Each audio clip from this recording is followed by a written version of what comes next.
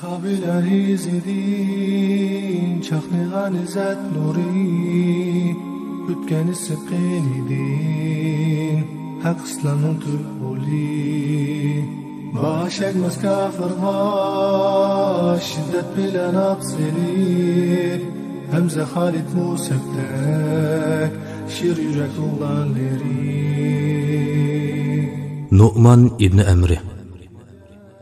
Nu'man Badr, Uhud, Xandaq va boshqa cho'ng urushlarga qatnashgan, Alloh yo'lida qon kechib jang qilgan odam bo'lsa-mu, yana u doim g'am andishidan xoli, xo'shal-xuram yuradigan, hazil so'zlarga usta, boshqalarga chaqchaq qilishni yaxshi ko'radigan qiziqchi odam edi. U Madinadagi Banu Najjar jamoatiga mansub bo'lib, Madinadagi islomni dastlab qabul qilganlardan edi. Hamda ikkinchi qitimliq Aqaba bay'atida payg'ambar alayhissalomga bay'at qilgan edi. U boshda Abdurrahmon ibn Avfning singlisiga, keyin Uqba ibn Abu Mu'tining qizi Ummu Kulsumga uylanish orqali Qurayshlar bilan tuqqandarchilik munosabat o'rnatdi. Ummu Kulsumning kuyimsizligi va beshamligi sababidan Zubayr ibn Avvam uni qo'yib edi. O'ylamagan yerdan Nu'man bir mezgil haraqqa xumar bo'lib qoldi. Bir qitim u haraq ichib tutilib qolgan edi. Payg'ambar alayhissalom uni dari bilan urushga buyurdi. U yanıla bu odatini tashlamag'ashqa, Payg'ambar alayhissalom uni kash bilan urushga buyurdi.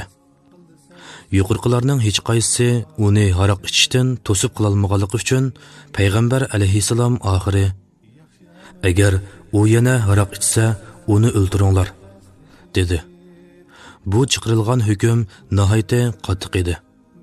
Payg'ambar alayhissalomning sahobalaridan biri bo'lgan Umayr buni anglab, agar Nu'man yana haraq ichadigan bo'lsa, islomdan chiqib o'limga loyiq bo'lganligini tushunib, g'azabini bosolmasdan Alloh uningga la'nat qilsin, devatdi. Payg'ambar alayhissalom Umayrning so'zini anglab, uningga yo'q, hargiz undoq dema. Amiriyatda u Allohni va Allohning payg'ambarini suydi. Biraylan cho'ng gunoh o'tkazgan bo'lsa-mu, lekin u islom jamoasidan chiqib ketmaydi. Allohning rahmati mu'minlarga yaqindir, dedi. Payg'ambar alayhissalom garchi mushunda qat'iy hukm chiqargan bo'lsa-mu, lekin Nu'manning Badr g'azotida ko'rsatgan ajoyib qahramonliklarini ko'z tutib, uning xatoliklarini tunib tavba qilishini, Allohdan mag'firat talab qilishini chin ko'ngildan umid qildi. Nu'man gunohini tunib tavba qildi. Shu orqali payg'ambar alayhissalom va sahobalarning qaytadan yaxshi ko'rishiga sazovor bo'ldi. Payg'ambar alayhissalom va barliq sahobalarmo Nu'manning qiziqarli chaqchaqlaridan va jaronliq kulkilaridan huzur oldi. Bir qitim Nu'man bozorga bordi. U nihoyatda mazzilik bir yemeklikning setilayotganligini ko'rib, payg'ambar alayhissalomga sovg'a qilish maqsadida ozroq buyurtib, uni payg'ambar alayhissalomga avatdi. Payg'ambar alayhissalom buningdan nihoyatda xushal bo'lib, uningdan yedi va oilasidagilarga yegizdi. Yemeklik sotquchi Nu'manning qishiga pulni so'rab kelibdi. Nu'man uningga Rasulullohning qishiga borgan. Tamoqni Rasululloh va uning oilasidagilar yedi, dedi. Yemeklik sotquchi payg'ambar alayhissalomning qishiga borganda, payg'ambar alayhissalom Nu'mandan uni sen menga bermaganmiding deb so'radi. Shundoq, men seni bu tamoqni yoqtirdi deb o'ylab, sening tetib yiqishing uchun sana sovg'a qilgan edim. Ammo menda yemeklik sotquchiga berguchilik pulim yo'q. Shunlashqa pulni to'layotgan Allohning payg'ambari, dedi Nu'man. Payg'ambar alayhissalom va boshqa sahobalar kulishib ketdi. Aniqki, bu kulki uning o'ziga sovg'a qilgan narsaga pul to'laganligi uchun edi. Nu'man bu ishdan ikki xil foyda olganligini his qildi. Biri payg'ambar alayhissalom va oilasidagilar u sovg'a qilgan yemeklikdan yeb lazzatlandi. Yana biri u musulmonlarni bir qitim kuldirib oldi. Yana bir qitim Abu Bakr va bir qism sahobalar Busraga savdo qilg'ilmoqdi. Safar jarayonida hammaylanga ayrim vazifalar belgilandi. Suvaybit ibn Harmala tamoqqa va ta'minotga mas'ul qilindi. Nu'manmu savdo karvonida bor edi. U yo'l ustida qo'risqi ichib ketib, Suvaybitdan ozroq tamoq so'radi. Suvaybit bermagaydi, Nu'man uningga: "Mening seni qanday qilganligimni bilamsan?"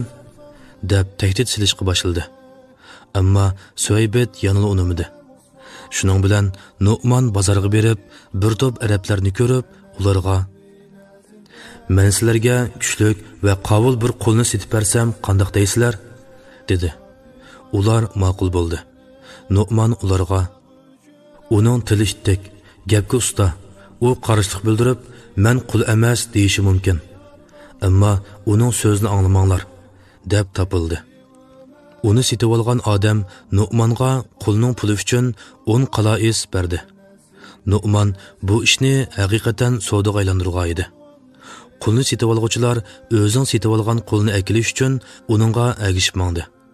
Nu'man Suvaybitni ko'rsatib: "Mana bu men sizlarga sotgan qul" dedi. Bu odam Suvaybitni tortib ilib mang'an edi, u varqirab ketdi. "Men qul emas, men qul emas. Men Suvaybit ibn Harmala." Ammo ular uning so'zlariga quloq solmay, o'zlarining qullariga qilgan muomalasi bo'yicha uni konidan tutib ilib mangdi. Shu chaqgacha Nu'man ozroqmi kulib solmadi. Suvaybit qattiq qarshi qilayotgan chaqda u yanala nihoyatda eg'ir bisiq, hech ish bo'lmagandek turardi. Suvaybitning karvondagi hamrohlari nima ish bo'lganligini tushunib, darhol karvon beshi bo'lgan Abu Bakrga ahvolni aytishdi. U darhol yetib kelib, amaliy ahvolni setib olguvchilarga tushundirdi. Shuning bilan ular Suvaybitni bo'shatib, pullarni qaytarib olishdi. Abu Bakri, Suvaybit, Nu'manlar uchi üzülgüdek kulib ketishdi. Madinaga qaytgandan keyin bu vaqa Payg'ambar alayhissalom va boshqa sahobalarga aytib berilgan edi. Ular yana bir qitim qong'uch kulib oldi. Bir qitim bir odam Payg'ambar alayhissalom bilan ko'rishga keldi va to'gisini masjidning ishiga bog'lab qo'ydi. Sahobalar u to'gining cho'ng va semizligini ko'rib, mazalik go'shtdan tetib ko'rmoqchi bo'lishdi. Shuning bilan Nu'manga qarab uningdan: "Bu to'gini bir taraf qilamsan?" deb so'radi. Nu'man ularning nima demoqchi bo'lganligini tushunib, o'rindan turib to'gini bo'g'izildi.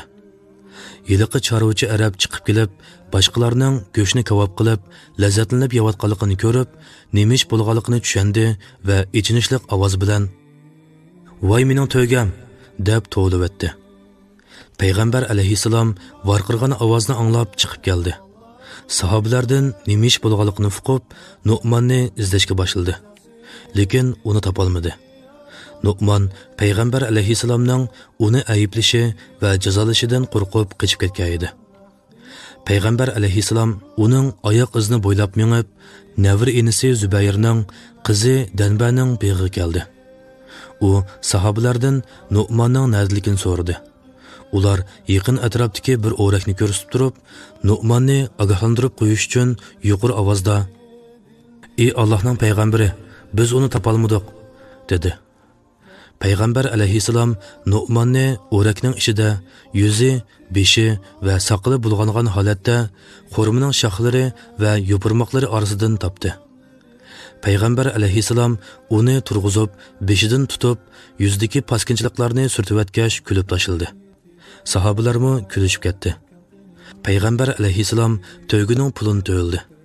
Ondan hammaylan o'ltirib go'shtini yeyishdi. Aniqki, Payg'ambar alayhissalom Nu'manning chaqchaqlarini hargizmi ko'ngliga olmadi. Balki uningdan xo'shallandi.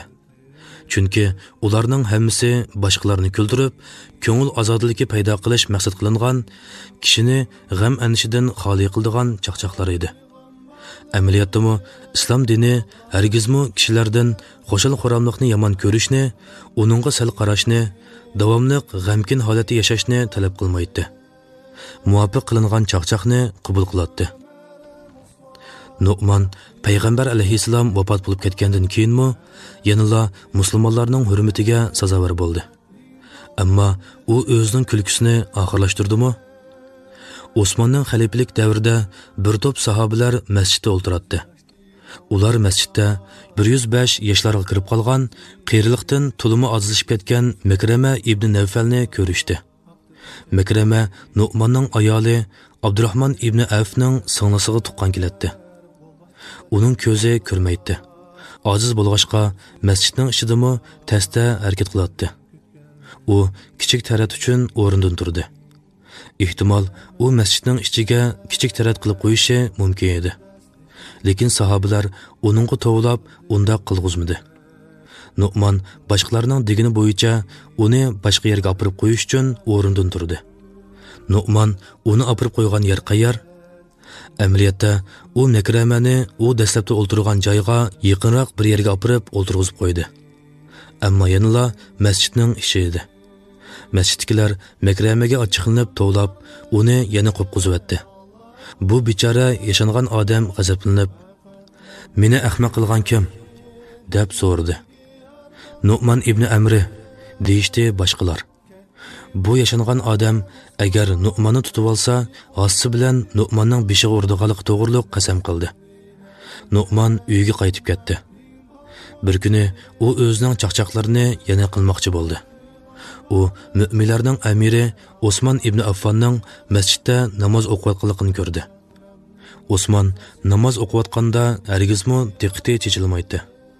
Nu'man masjidda Makramani ko'rib, uning yoniga kelib, ovozini o'zgartirib, "Nu'manni tutib olishni xohlamsan?" dedi. Bu yashangan odam Nu'manning qiliqlarini va o'zining bergan qasamini esiga olib, "Albatta xohlayman, u qayerda?" deb to'g'ildi. Nu'man uning qo'ldan yetilib, uni xalifa Osmon namoz o'qiyotgan yerga boshlab keldi va uningga "U mana bu yerda" dedi. Bu yashangan odam hossini ko'tarib, Osmonning beshiga kelishtirib birini soldi. Osmonning beshidan qon eqishga boshladi. Boshqalar Makramaga "Mu'minlarning amirini uramsan?" deb varqirdi. Ular Makramani tortib ilib ketishdi. Bir qism kishilar Nu'manni tepib kelishga maqmoqchi bo'lib edi.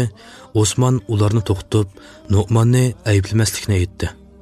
Gerçi u tayoqning zarbisidan azoblanayotgan bo'lsa-mu, lekin Nu'manning qiliqlaridan qattiq kulib ketdi. Nu'man Muaviyaning xalifalik davrigacha yashadi. Umrining oxirida fitna uni yetkicha azobladi. Bo'linish uning yuragini azdi. Xo'shalligi nalargadir g'oyib bo'ldi. Shu holatda ikkinchi qitim kulmay Allohning dargohiga ketdi.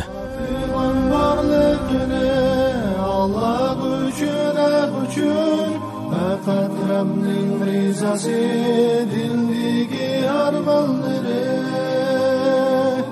ketdi Umar Usmon nahni qo'lda tek turib Anas ibn Nazirda ummatning polvonlari